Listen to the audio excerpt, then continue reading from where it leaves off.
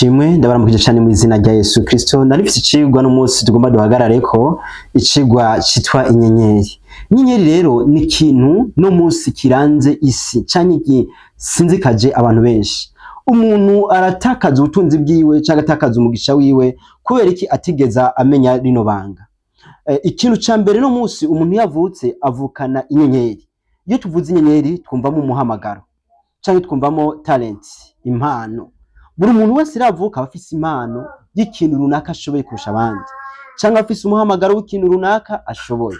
Rimwe rimwe rero yasamaje kuvuka bantuze abakorikori canke se twokwitwa abapfumu bobo kubera ko bari bakuze mu buryo bw'impwemu babasha kubona inyenyeri, babasha kubona aho iherereye, babona Kristo mu nyenyeri. Inyenyeri, iyo tuvuze inyenyeri kenshi ni ikintu dukunda kubona ku bantu b'Abisirayeli, Abayuda. No mu Burundi inyenyeri tuvuga ifise amasonga 6. Inyenyeri y'amasonga 5 inyenyeri ntago ariyo mu mpwemu, si y'impwemu. Na cyane cyane inyenyeri y'amasonga 5 iyo rirya songa rimwe riraba hasi aba ari ikimenyetso cy'imbaraga z'umwiza. Ariko inyenyeri y'amasonga 6 ni igicapu c'impwemu c'Abayuda gisobanura Kristo canke gasobanura abakristo canke abizera Imana. Rero tugiye gusoma mu gitabo ko canditswe na Matayo mu butumwa bwiza mu gice ca 2 ku murongo wa 2 avuga ngo barabaza bati umwami w'Abayuda yavutse ari hehe, kuko twabonye inyenyeri yiwe turi burasirazuba, none tukaba tuzamye no kumushengerera. Igihe kimwe rero nako ndasenga ngira Imana ko ibintu bye byamaje gucangana, numva ijwi rimbwira ati sengera inyenyeri yawe. Maje guhaguruka sengera inyenyeri yanje, nabonye imigisha yuguruka, nabonye Imana ingirira neza, ndabona uburyo bwiye bubaho. Sinzi uri kurankurikirana, iki cigwa ni kigwa kirekire ariko ndakivuze mbangura kugira ngo unyumvirize neza. Hera uno munsi ugira amasengesho, usengera inyenyeri yawe canke usengera umuhamagaro wawe. Ibyo bintu wamara kubisengera ubibohoze, nutabona umugisha w'Imana wuguruka ku buzima bwawe, nzoba ndiko ndakubesha.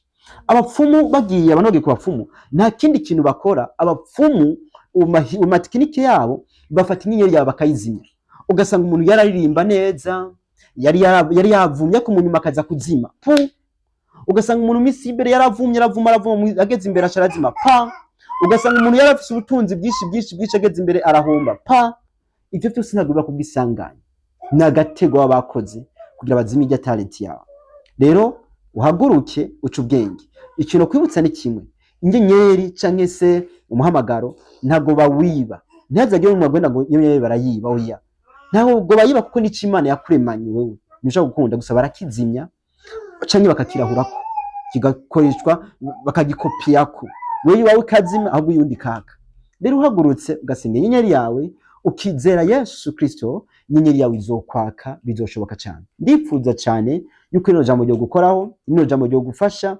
Amazi igenda ko ndasengera abantu bari muri Amerika, mu bihugu bitandukanye, insengera inyenyeri yabo, amafaranga yari yaratakaye akagaruka, amafaranga ahora agenda atwawe n'ubutunzi bakayasanga hakagaruka, amafaranga yari yaratakaye ubuzi bari baratwaye ku buzi bakongera agasubira ku buzi, abantu inyenyeri zabo zarazimye bari barahombye bakongera bakunguka.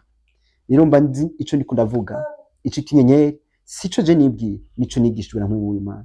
Rero ndabifurije cyane kwatsa inyenyeri zanyu biciye mu gusenga Imana. Yesu abahe umugisha, Yesu abagire neza. Mwari kumwe na Pastor Ejide mu Kristo. Shalom shalom.